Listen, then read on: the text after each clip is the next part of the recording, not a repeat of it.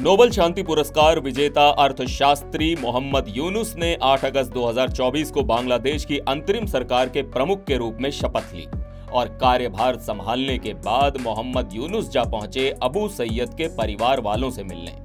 अभी जो स्क्रीन पर आप तस्वीर देख रहे हैं ये अबू सैयद की ही है। अबू सैयद 16 जुलाई 2024 को आरक्षण विरोध प्रदर्शन के दौरान पुलिस गोलीबारी में मारा गया था। रंगपुर के बेगम रोकेया विश्वविद्यालय के छात्र अबू सैयद की मौत पर बांग्लादेश के एक अखबार में लिखा था कि वो अकेला खड़ा था, बिल्कुल निहत्था, हाथ फैलाए, कोई हथियार नहीं सिवाय एक डंडे के। वो किसी हिंसक गतिविधि में शामिल नहीं था। जब उसे गोली मारी गई तो उसने पुलिस को कोई खतरा नहीं पहुंचाया। वो लगभग 50-60 फीट की दूरी पर खड़ा था, फिर भी पुलिस ने उसे निर्ममता से गोली मार दी। बताया जाता है कि अबू सैयद की मौत के बाद से बांग्लादेश में हिंसा और फैल गई थी। सैयद बेहद गरीब परिवार से था। अपने 9 भाई बहनों में सबसे छोटा और होशियार था। अबू सैयद का सपना सिविल सर्विसेज में जाने का था, इसलिए सैयद कोटा सुधार विरोध में शामिल हो गया था।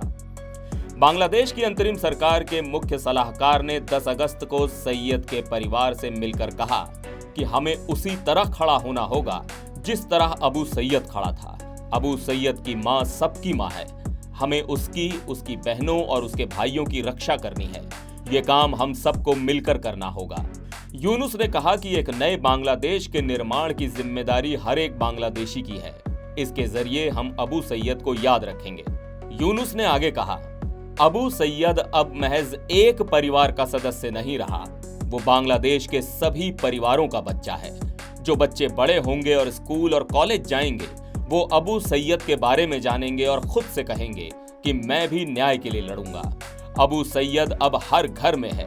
बांग्लादेश में हर किसी का बच्चा अबू सैयद है, फिर चाहे उसकी राष्ट्रीयता या धर्म कुछ भी हो, चाहे हिंदू परिवार हो, मुस्लिम परिवार हो या बौद्ध परिवार हो, हर घर का बच्चा अबू सैयद है। इसलिए ये सुनिश्चित करें कि कहीं कोई गड़बड़ी ना हो। अंतरिम सरकार के मुख्य सलाहकार मोहम्मद यूनुस ने आगे कहा कि हम सभी इस देश के बच्चे हैं। राष्ट्रीयता और धर्म से ऊपर उठकर इस देश के बच्चों को बचाना हमारा कर्तव्य है। इस दुनिया में बांग्लादेश एक ही है और ये अबू सैयद का बांग्लादेश है जहां कोई भेदभाव नहीं है। आप सब लोग जहां कहीं भी हैं, मेरी आप सबसे गुजारिश है कि हर किसी की सुरक्षा करें। बांग्लादेश में 1 महीने से अधिक समय तक चले विरोध प्रदर्शनों में कम से कम 450 लोग मारे गए हैं। बांग्लादेश में तख्तापलट होने के बाद अल्पसंख्यकों पर हिंसा की घटनाएं बढ़ गई हैं। अल्पसंख्यकों पर बढ़ रही हिंसक घटनाओं पर भारत सरकार ने चिंता जताई है। भारत सरकार ने बांग्लादेश की अंतरिम सरकार के प्रधानमंत्री से संपर्क भी साधा और अल्पसंख्यकों की सुरक्षा सुनिश्चित करने का आग्रह किया।